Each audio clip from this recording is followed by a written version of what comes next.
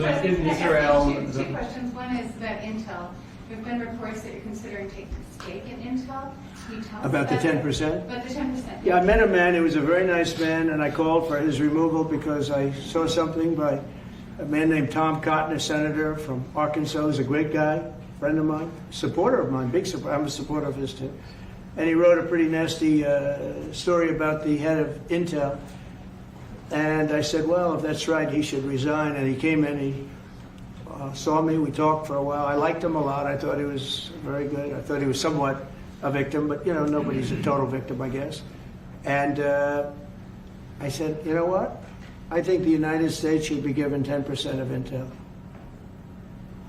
And he said, I would consider that. I said, well, I'd like you to do that because Intel has been left behind, as you know, compared to Jensen and some of our friends, NVIDIA, some of the people and the people in, because Intel should have never been. Intel was the biggest, most powerful chip company in the world.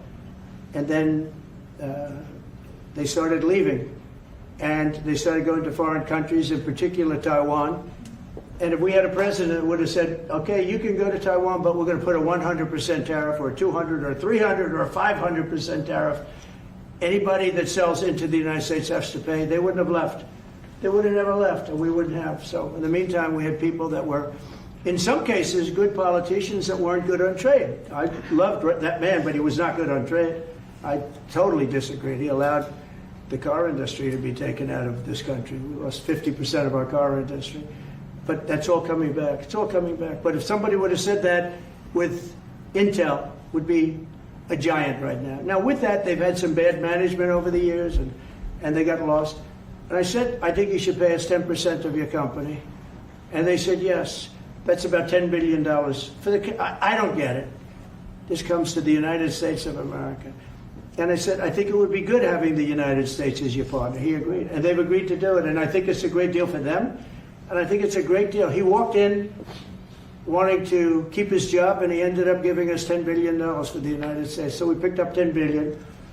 And we do a lot of deals like that. I'll do more of them. If somebody has, like we have restrictive covenants with Jensen. We have, it's NVIDIA. And to unrestrict the covenant, nothing to do with losing our powers or military or anything, because that I wouldn't do. But there are things you can do that don't affect us, that actually help us. And if we're going to give somebody a free out, a restricted covenant, we have a strong restrictive covenant on certain industries. And I will absolutely give somebody a opening on a restrict to do a lot of business, which is good for us, as long as it doesn't hurt us in a security or military way. And if I do that, I think the country should be paid, because anybody else, I have it in real estate where I'll have a deal with somebody and I'll have them restrictive covenant. Then they'll come back and they'll say, I'd love to be able to build over here, but I'm not allowed to because you have me covered, you have me restricted. I say, I'll let you build over there, but pay me a lot of money. No different.